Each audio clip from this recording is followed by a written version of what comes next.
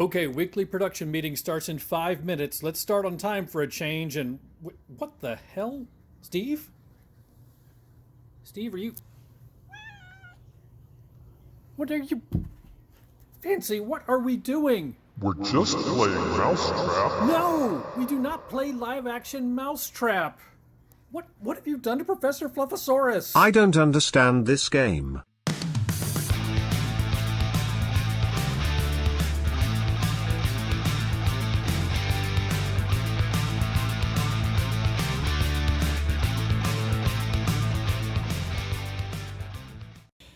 Hello, and welcome to another episode of Spooky Tales with Steve the Cat. I am your host, Steve the... Oh, well, we got you. That was Steve the Cat. I'm the narrator, Carl the Camera Monkey, joined by Steve's animatronic stunt double, Fancy the demonically possessed animatronic, and Professor Edgar Fluffosaurus, Professor of Monsterology and Kaiju Studies. Welcome to the season finale for Season 1 of Spooky Tales with Steve the Cat. We've got a couple of fun movies for you this evening to talk about, and we were just going through some plans here for next season, and we were trying to decide if we wanted to do anything special for tonight's episode, but I think we're just about out of ideas, and we're just going to go with a regular episode tonight, so unless anyone has any objections. Maybe we could do a segment called Season in Review. Wait a minute, you can talk? Of course I can talk. You just never asked. Well, this is an interesting development.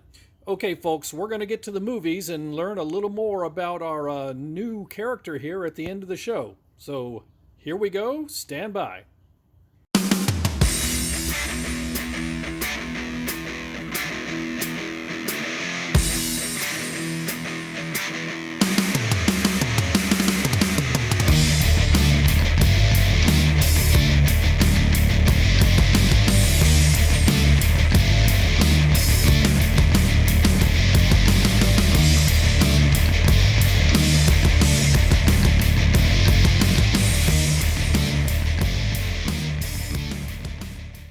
It's time once again for Steve's Vocabulary Lesson, the part of the show where we investigate new and creative use of the English language in an effort to stay ahead of social media bots and algorithms that would otherwise try to ban our content. This is Mother de la Morte's favorite part of the show, and you don't know what kind of pressure that puts on me. It's just me and the cat, and I have to come up with this stuff every week because I do not dare disappoint Mother de la Morte. I can only imagine what might happen to me if I do. Anyway, for today's lesson, word number 1, melonballing. What is melonballing? Well, this is a noun that refers to the action of removing a character's peepers from his noggin, typically in a manner that leaves the peepers intact. Now, colloquial forms of this term include gumballing and garfielding.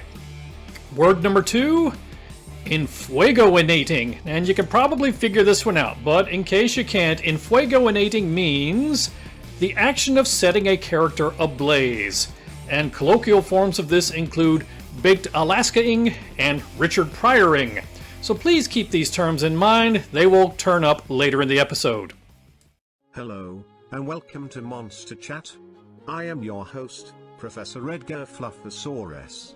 Today we will learn about ghosts. Ghosts are a staple of many horror films and, indeed, play a role in the films we are discussing today. Ghosts were once believed to be the disembodied spirits of kaiju who have been defeated in battle. This is not correct. Another school of thought is that ghosts are the disembodied spirits of those who have passed on tragically, or who believe they still have business to accomplish on this plane of existence. This view also is incorrect. Ghosts are, in fact, a relatively common species of kaiju native to Norway, Bangladesh, and some rural regions of Oregon. Their ethereal form is the result of their involvement in a multi-level marketing scheme, and results from the fact that their contractual obligation has exceeded their natural lifespan. It is estimated that over 35% of ghosts are in fact representatives of the Mary Kay Corporation. This involvement with multi-level marketing schemes makes ghosts a particularly dangerous species of kaiju. Victims of hauntings and ghost infestations run a tremendous risk of overspending on cosmetic products and healthy herbal supplements. Financial records indicate that famed investigators Ed and Lorraine Warren accumulated shares in 17 different timeshares throughout the United States, a ghastly testament to their many encounters with ghosts. Despite the assistance of the Catholic Church, they were never able to void these contracts. If you are ever approached by a ghost, you should inquire about their policies regarding the acceptance of Bitcoin as payment. Ghosts are famously distrustful of cryptocurrency. In extreme emergencies, you can often banish a ghost by offering them Scientologist literature, as ghosts find the prospect of a billion-year contract terrifying. This has been Monster Chat with Professor Edgar Fluffosaurus. Thank you for joining me.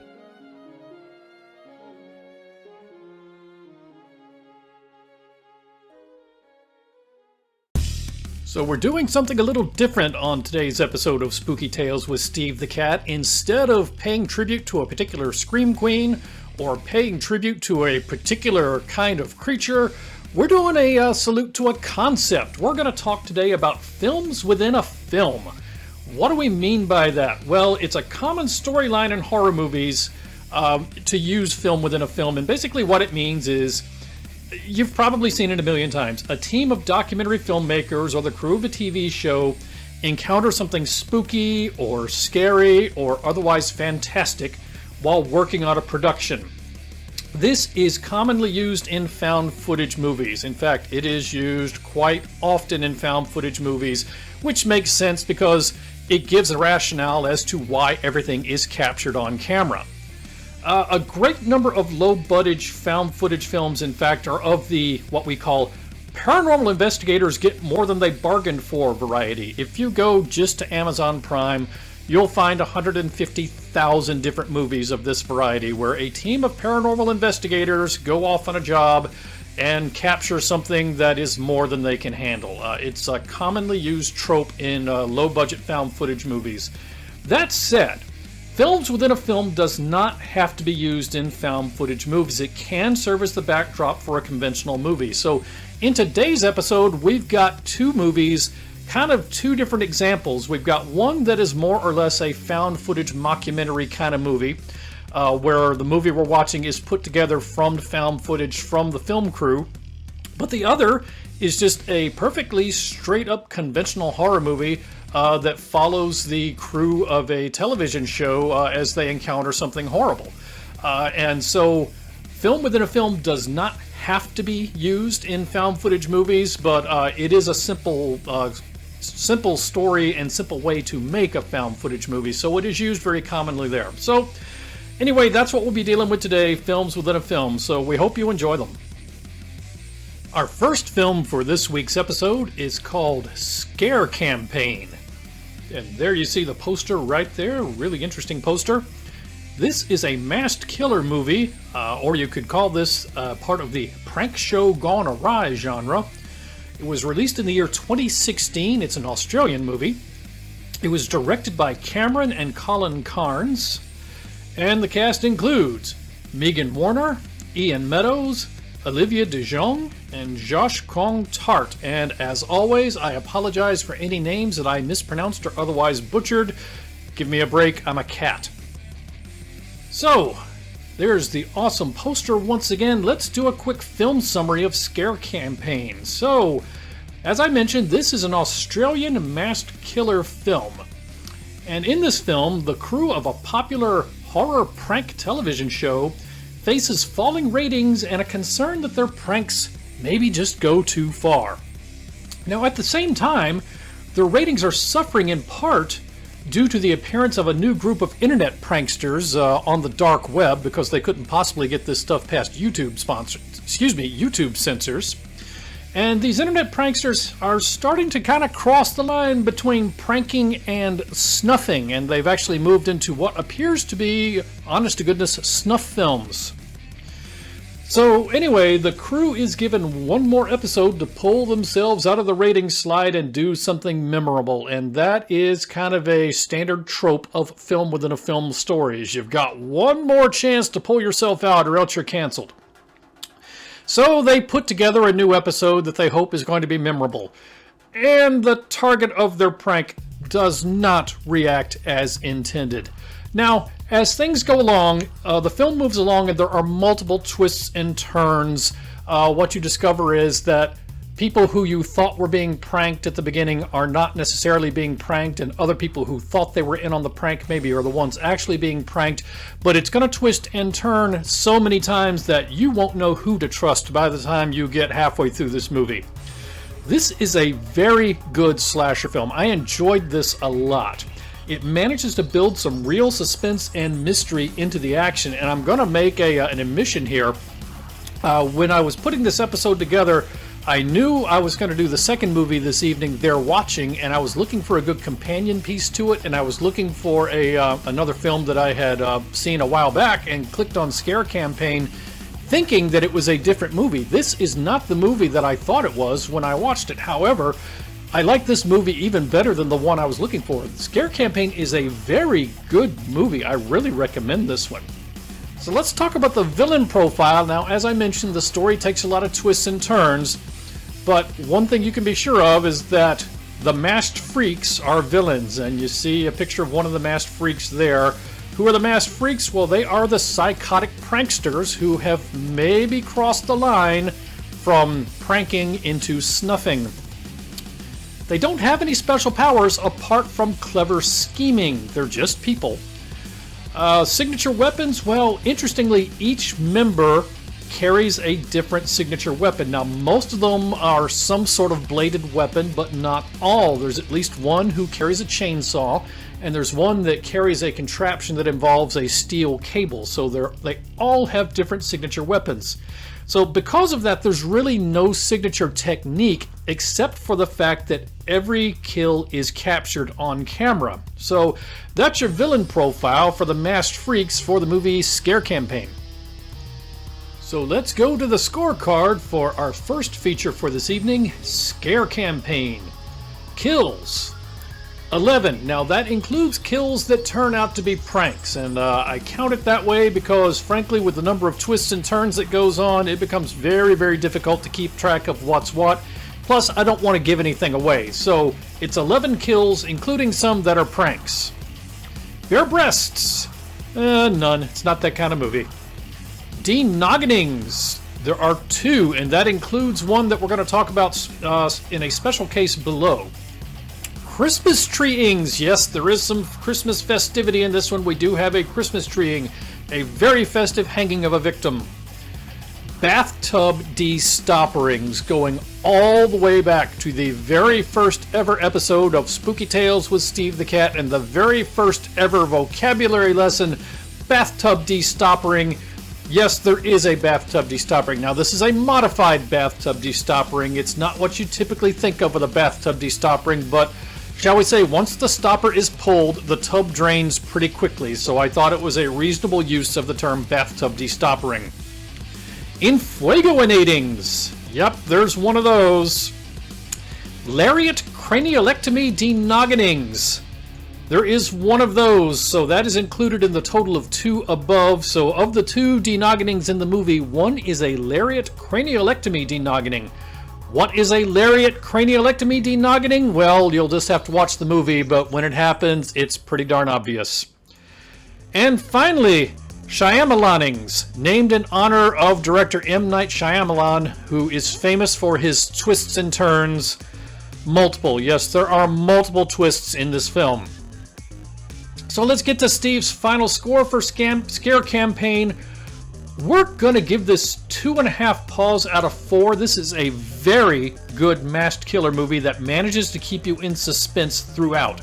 It is well acted and it has good practical special effects. Frankly, I am on the fence for giving this one 3 paws instead of 2.5. And really, the only reason I went with 2.5 is I would have preferred just the slightest hair more of maybe character development and depth to get this up to the 3 Paul mark. But if you came back and said, no, you thought this was better than a 2.5 Paul movie, I wouldn't argue with you. I enjoyed this movie a lot. I recommend it. I definitely think it's worth watching. So Spooky Tales with Steve the Cat definitely recommends that you watch the movie Scare Campaign.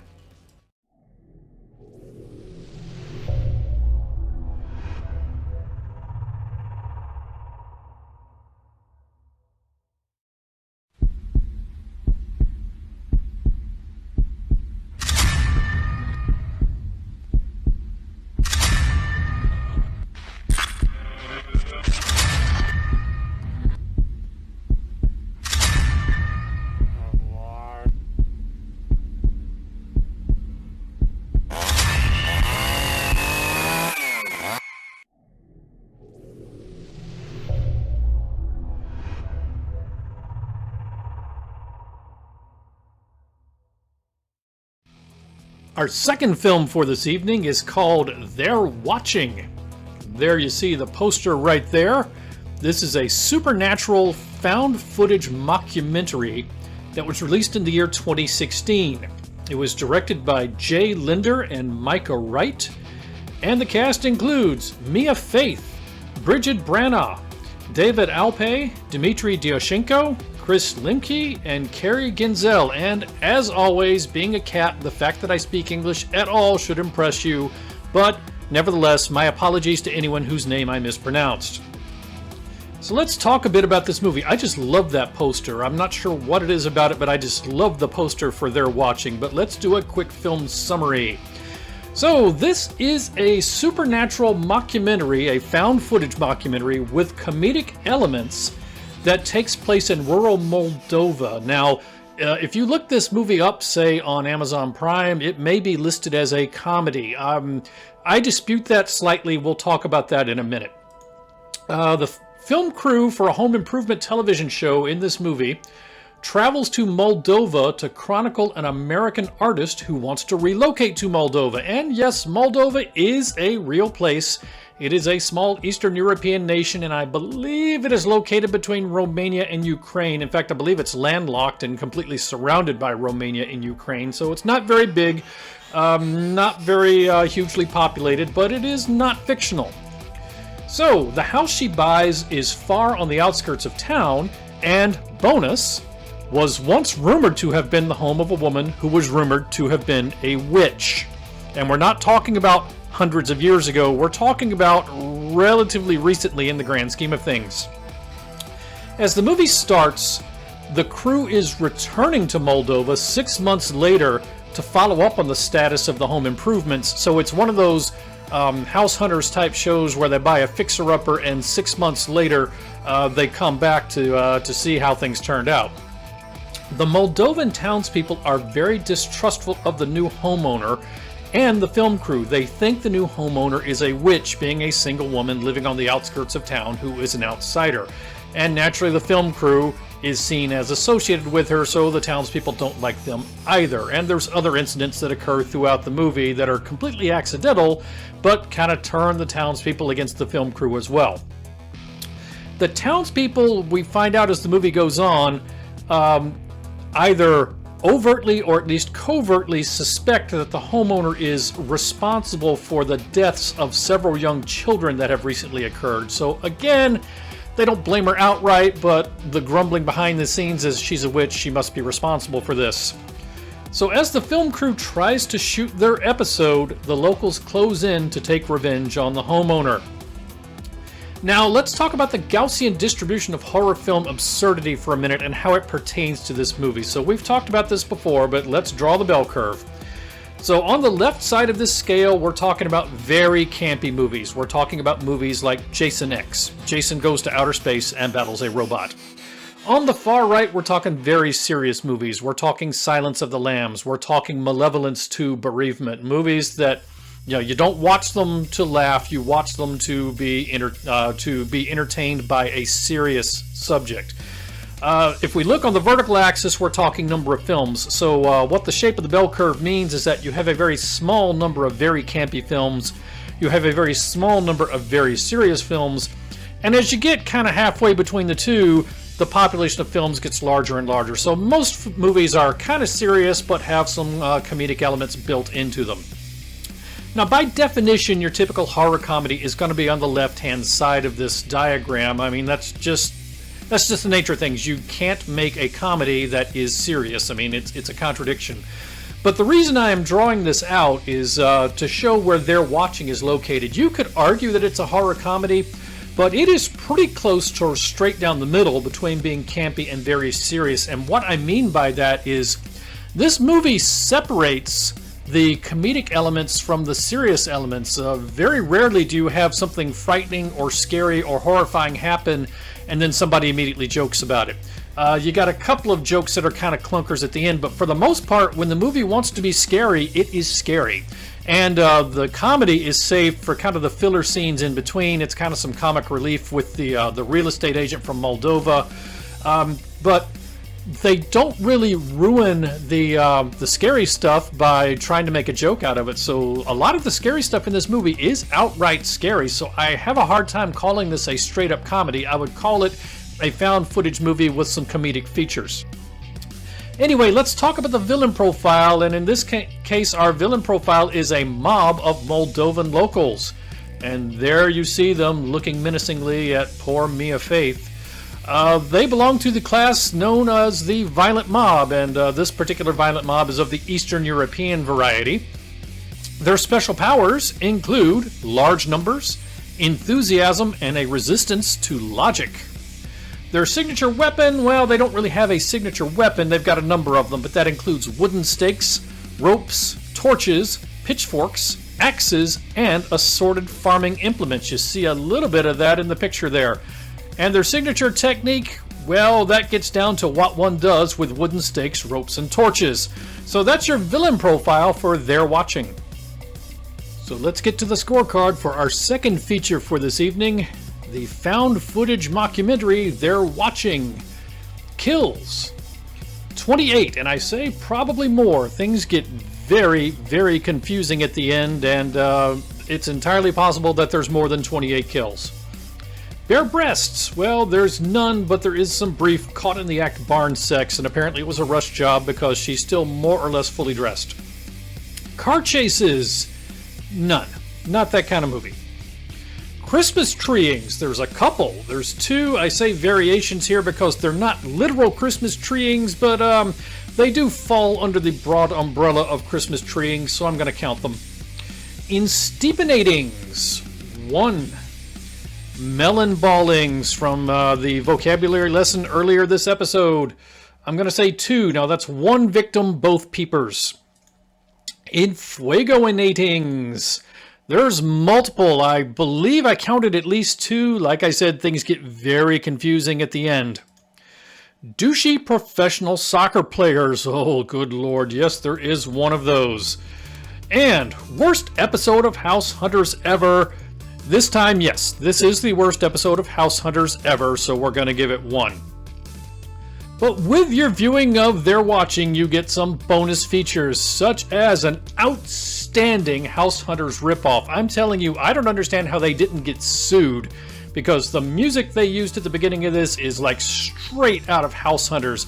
I'm going to say right up front, our comptroller and all-around person in charge, Svetlana the Hot Intern, not a real big fan of horror movies, but she does love HGTV, so we have watched many an episode of House Hunters, and I swear to you, the spoof on House Hunters they did on this, if you just listened to it and did not look too closely at the logo on the screen, you would swear it was HGTV's House Hunters.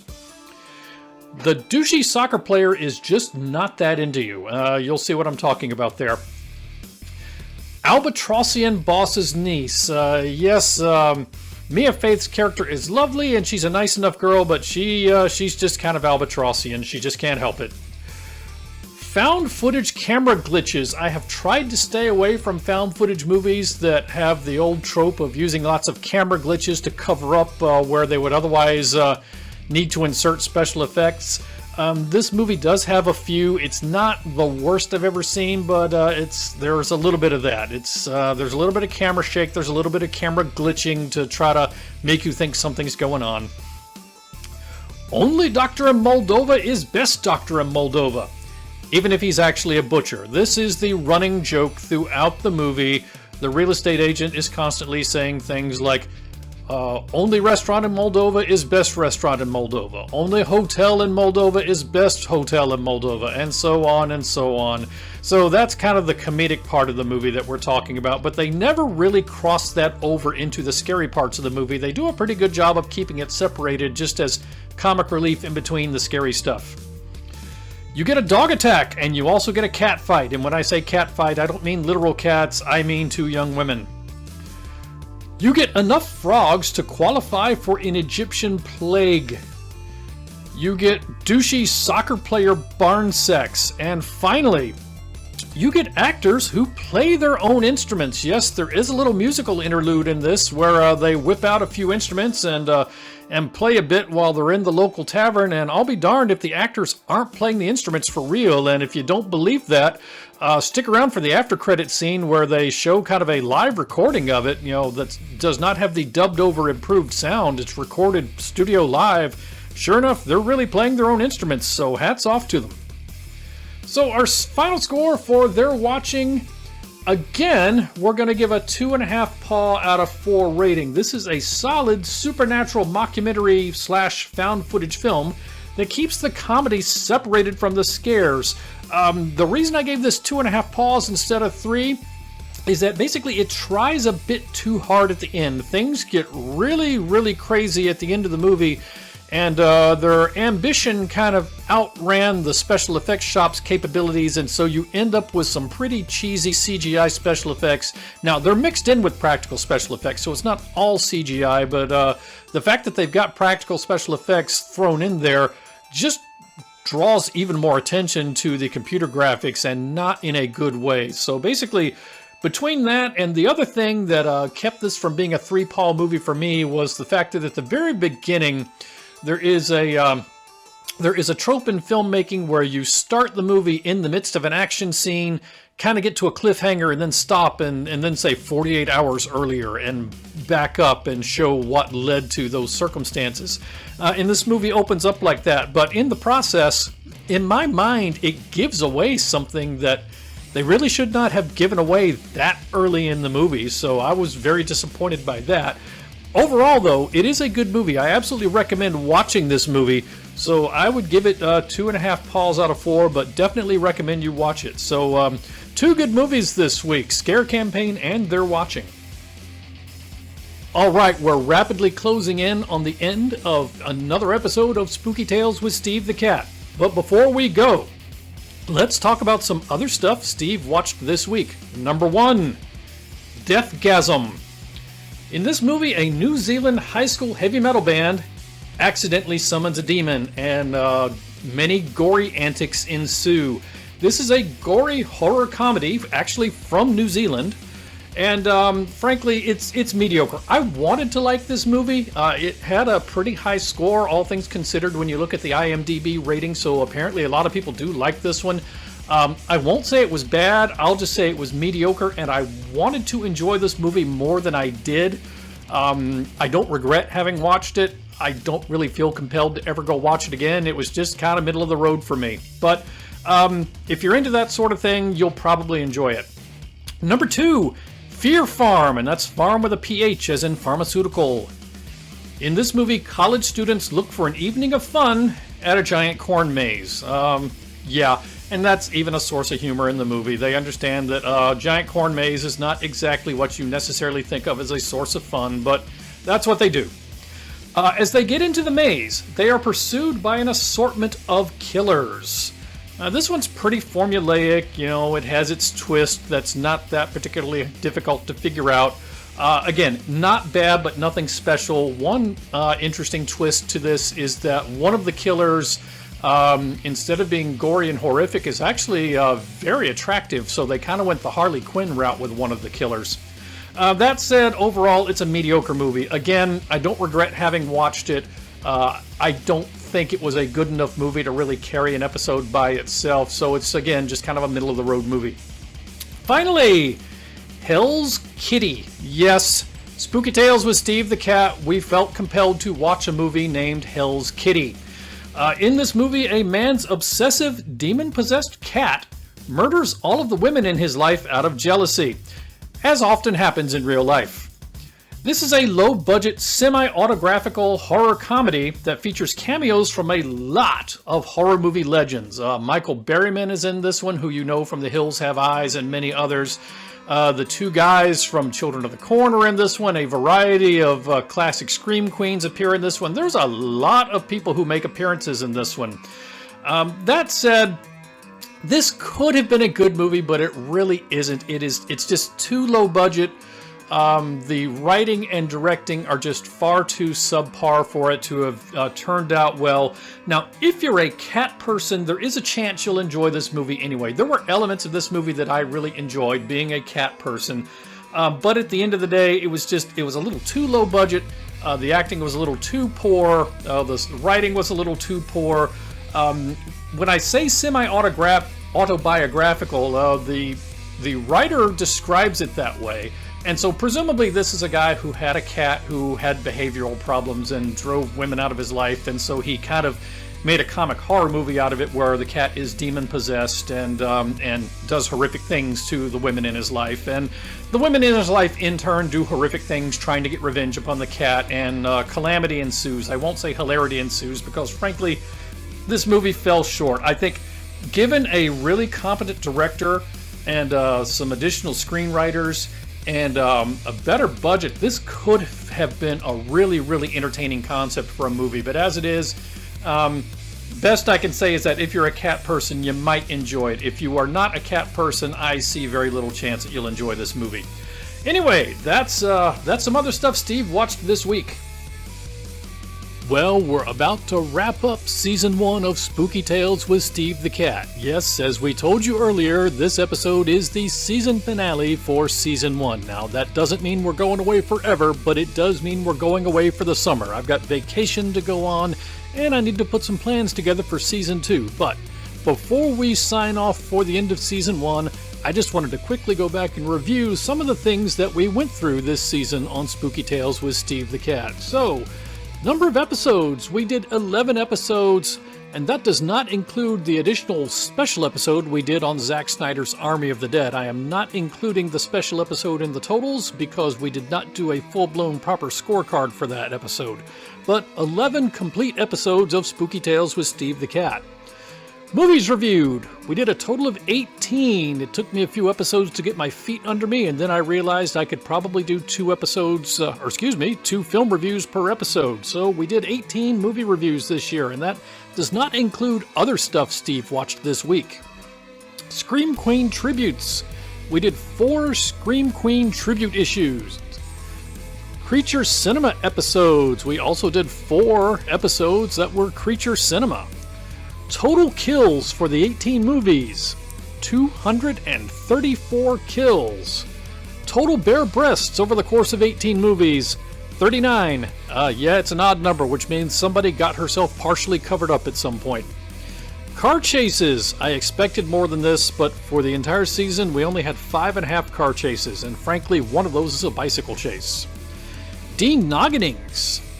13.5 over the course of 18 movies, so basically you had pretty much 1 denoggening per movie. So, just to talk a little more about some of the stuff we went through this season, we did Scream Queen tributes. We tried to do a theme for every episode this year, and for the first few we did Scream Queen tributes. Now, I don't know if we're going to continue having themes for episodes when we get into Season 2, but for Season 1, we did a few Scream Queen tribute episodes, including a tribute to Mercedes McNabb, Alexandra Daddario, Shawnee Smith, and Katrina Bowden. And in the Katrina Bowden issue, we also included a tribute to Courtney Palm, who is the official Scream Queen of Spooky Tales with Steve the Cat. Now, you can find photos of all these lovely ladies in a photo album at Spooky Tales with Steve the Cat's Facebook site. In addition, we've got photos of some of the Scream Queens from some of the other episodes of the show, which were not necessarily Scream Queen tributes, but featured Scream Queens nonetheless.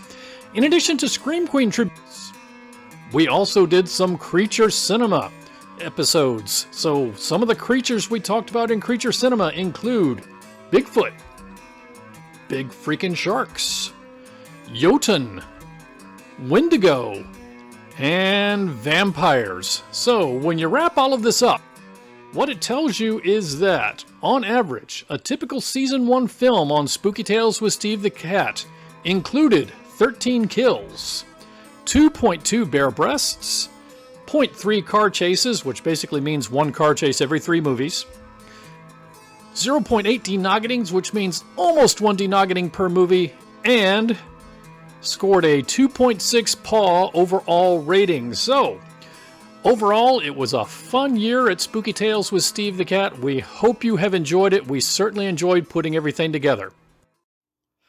Well, that's a wrap on Season 1 of Spooky Tales with Steve the Cat. We hope you enjoyed tonight's episode, and we hope you enjoyed Season 1. We've just been sitting here getting to know our cast member. Can't really say new cast member because she's been here since the beginning, but she's never spoken up until now. So, do you want to introduce yourself? My name is Guinevere Mackenzie.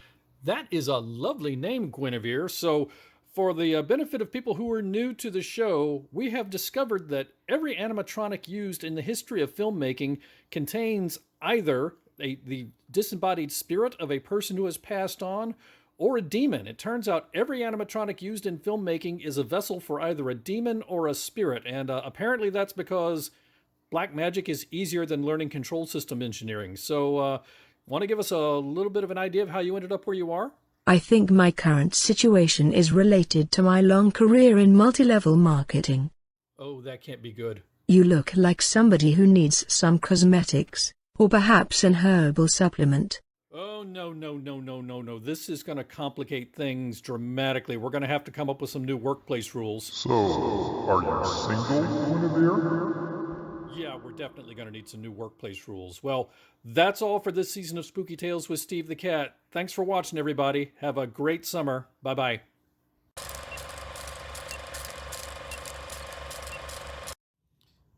Hey there, Steve. It's the season finale. You got anything to say? Or you just want to chill out in my lap? Sounds like you're just going to chill out in my lap. Okay, well, thank you for watching, everybody. We hope you enjoyed Season 1. We'll see you after our summer break with Season 2 of Spooky Tales with Steve the Cat. Bye-bye.